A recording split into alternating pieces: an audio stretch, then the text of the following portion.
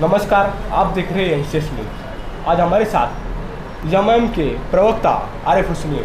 Sir, सबसे पहले आपका एनसीएस न्यूज़ चैनल में बहुत बहुत स्वागत है। बहुत बहुत शुक्रिया। सर, आपको अभी बड़ी जिम्मेदारी मिली है, एमआईएम का प्रवक्ता आपको बनाए सर, तो क्या कहेंगे इस बारे में?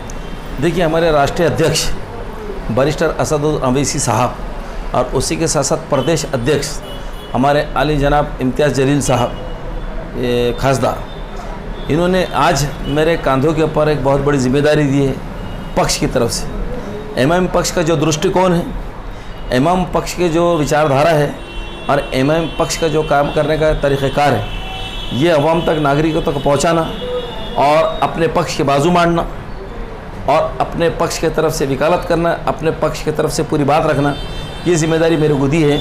इसलिए मैं हमारे राष्ट्रीय अध्यक्ष बैरिस्टर असदुद्दीन ओवैसी साहब का और हमारे महाराष्ट्र के अध्यक्ष खासदार इम्तियाज़ जलील साहब का बहुत बहुत धन्यवाद अदा करता हूँ, बहुत बहुत शुक्रिया अदा करता हूँ कि उन्होंने ये जवाबदारी मेरे को दी है। सर, एआईएमआईएम का प्रवक्ता आपको बनाया है, तो मतलब जैसे आप पहले काम करते थे उससे ज़्यादा आपको काम करना पड़ेगा, तो किस तरह से मतलब आप काम करने वाले?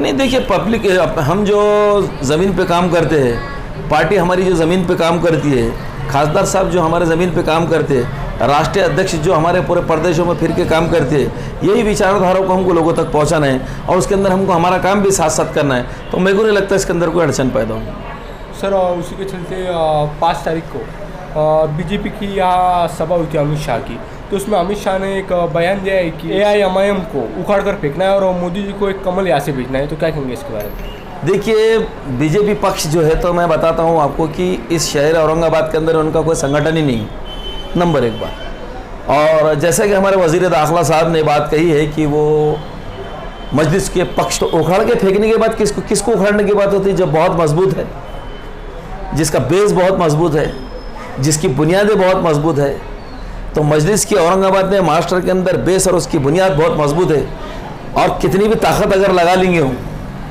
तो हमारे बेस को हिला भी नहीं सकते, हमारी बुनियाद को हिला नहीं सकते और तिनके के जैसे वो खुद उड़ के चल जाएंगे, उखड़ जाएंगे इस शहर औरंगाबाद से, इसलिए कि उनका संगठन ही यहाँ पर नहीं। लोकसभा के चुनाव शहर में होने वाले आने वाले दिनों में, तो शहर का खासदार कौन बनेगा, मतलब कौन से पक्ष का खासदार बनेगा? खासदार इम्तियाज़ जलील साहब ही रिपीट होने वाले हैं और इनको ही अवाम, नागरिक, हमारे शहर की जनता, हमारे ज़िले की जनता, उनको दोबारा पार्लियामेंट के अंदर उनका नेतृत्व करते हुए, अवाम के जज्बात को उठाते हुए, अवाम की बात को करते हुए देखना चाहते हैं। इसलिए सारे समाज के लोग इम्तियाज़ जलील साहब के पक्ष में खड़े हैं और इम्तियाज़ जलील साहब ही दोबारा यहाँ से खासदार बनने वाले। एमआईएम की किस तरह से तैयारी शुरू हुई?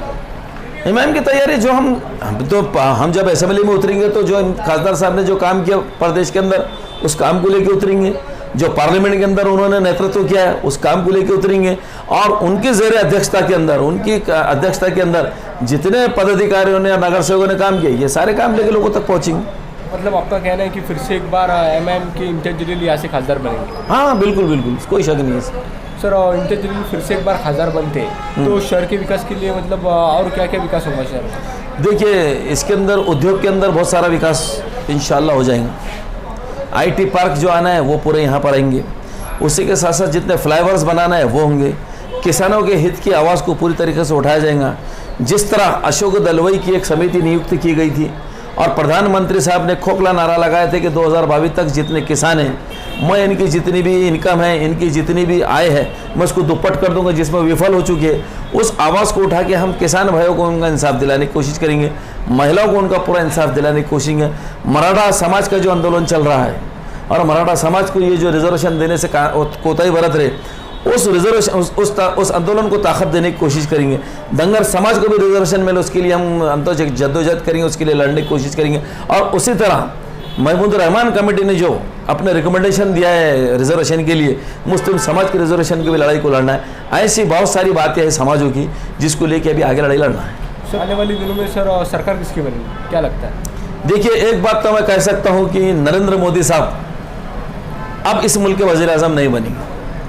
कोई भी बनेगा लेकिन वो नहीं बनेंगे।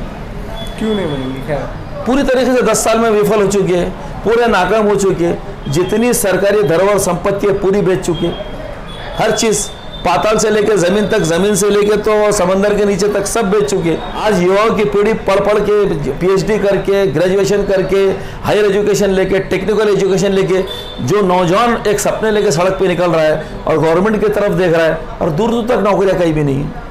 और आप कहेंगे कि बैंकिंग के अंदर उनको लोन मिल नहीं सकता, महिलाओं की सुरक्षा हो नहीं सकती, दलित समाज को इंसाफ नहीं मिल रहा, जितने पिछड़े हुए समाज है, अति पिछड़ा समाज है, उनको इंसाफ नहीं मिल रहा।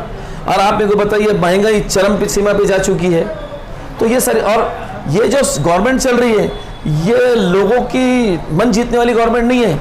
ये ईडी, ये सीबीआई और ये इनकम टैक्स, ये इससे डरा के गवर्नमेंट चलाना चाह रहे हैं और ये सत्ताओं को हथिया रहे हैं। लोग इनके पक्ष में मतदान नहीं कर रहे हैं, लोग इनके पक्ष के अंदर, इनको प्रदेशों के अंदर वोट नहीं दे रहे, लेकिन ये ईडी का डर दिखा के, इनकम टैक्स का डर दिखा के और ये सीबीआई का डर दिखा के लोगों को ये जमहूरियत के जितने तकाजे आंकड़ों का खेल खेल रहे, इसलिए ये कभी नहीं बनेगी। सर, अमित शाह ने उस दिन कहा है कि 404 पर जाना है और फिर से एक बार प्रधानमंत्री मोदी जी को बनाना है। देखिए, बीजेपी को जितनी इनकी ताकत लगाना था, जितना इनका दम था, जितना इनका जोर था, जितने इनके पास में माल था, सब लगा के 303 का आंकड़ा इन्होंने पा लिया। अब इन्होंने कितनी भी ताकत लेके आ गए तो 304 इनके नहीं होता। जो घटना है तो इसमें से घटना है। तो मेरा जो दृष्टिकोण है पॉलिटिकल राजनीतिक लेवल पे, तो मैं आज के एतबार से मैं आपको ये बताता हूँ कि अभी इस वक्त अगर आज इलेक्शन होता है तो भाजपा पूरे इंडिया में सिर्फ 150 के आंकड़े के आसपास खेल रही है। ये 400 का इनका खोखला नारा है। जैसे उन्होंने कहा था सबका साथ सबका विकास, वो खोखला निकला। जैसा कहा था 15-15 लाख दूंगा, वो खोखला निकला। जैसे उन्होंने कहा था गैस सिलेंडर हम जो है तो 400 रुपये में देंगे, वो खोखला नारा निकला। जैसा नरेंद्र मोदी साहब ने कहा था कि हम चुन गएंगे तो डॉलर का रेट 35 रुपये हो जाएगा, खोखला नारा निकला। जैसे उन्होंने कहा था कि बहुत सारी बातें उन्होंने कही थी जो झूठ पे झूठ ही झूठ है बस। तो इसीलिए मैं कह रहा हूँ कि ये सारी बातें सामने रख के जनता जब वोट डालने जाएंगी तो भाजपा के हक में बिल्कुल वोट नहीं डालेंगे। बहुत कोशिश अगर इन्होंने कर ली तो 150 के आंकड़े के पास रहेंगे।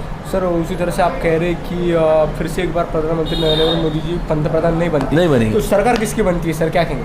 देखिए, सरकार किसी की भी बनेगी, लेकिन मैं आपको कह रहा हूँ कि प्रधानमंत्री ये नहीं रहेंगे। चंद्रकांत खैरे जी ने एक बयान दिया है कि इम्तियाज जलील जब से खासदार हुए हैं तब से शहर में दंगल शुरू हो गई है, तो क्या कहेंगे इस बारे में? दंगल होने से अगर किसी ने बचाया इस शहर को तो उस शख्स का नाम, उस व्यक्तित्व का नाम, उस नेतृत्व का नाम है इम्तियाज जलील।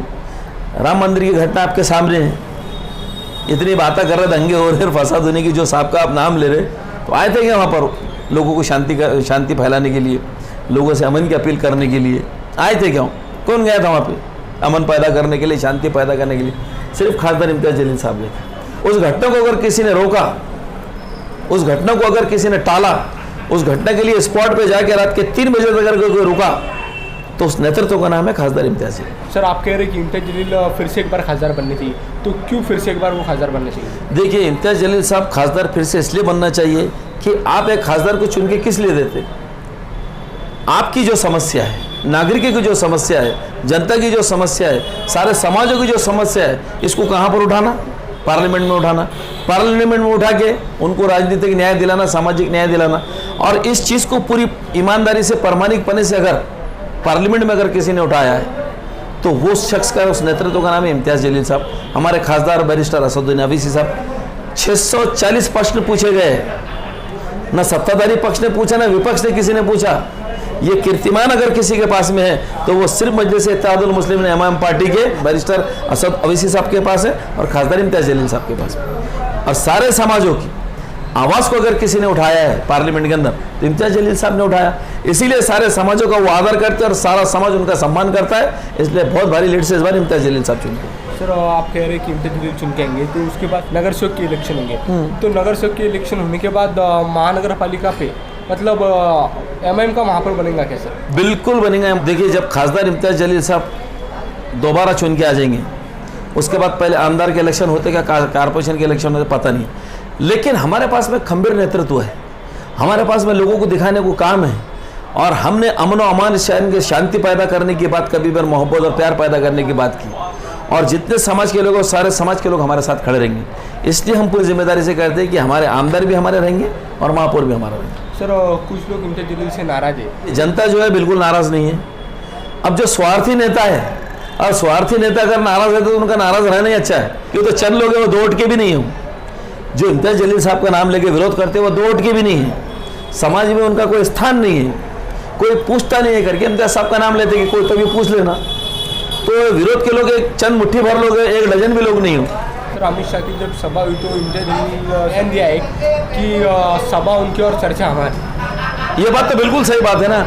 आपकी सभा में आए हुए, आप भाजपा की सभा में, आप भाजपा ने क्या काम करी, नरेंद्र मोदी साहब ने क्या काम करे, आपने कितने समाजों के, आप ये बात कीजिए। आप मजलिस तो हमको ऐसा लग रहा कि हमको अब हमारे प्रचार की जरूरत नहीं है। हमारा प्रचार करने के लिए वज़ीर दाखिला साहब, गृह मंत्री साहब यहाँ पर आए थे, ऐसा लगता। तो बिल्कुल सही बात कही हमारे खासदार इम्तियाज जलील साहब ने कि देखिए कोई पक्ष रहो, बगैर एमआईएम का नाम लिए के मैदान में नहीं आ सकता। एमआईएम ने वो मकाम और वो लोगों के दिलों में जगह बनाई। सर एनसीएस के माध्यम से आप शहरवासियों को क्या संदेश देना चाहेंगे? देखिए, शहरवासियों को हम ये संदेश साफ तौर पे देना चाहते हैं कि एमआईएम पार्टी, मजलिस इत्तेहादुल मुस्लिम जो पार्टी है, ये सिर्फ मुस्लिम समाज की पार्टी नहीं है। तमाम समाज के लोगों को सियासी और राजनीतिक इंसाफ दिलाने का काम ये पार्टी करती है। बैरिस्टर असद अवैसी साहब संविधान के अंदर रहने वाली बात करते हैं।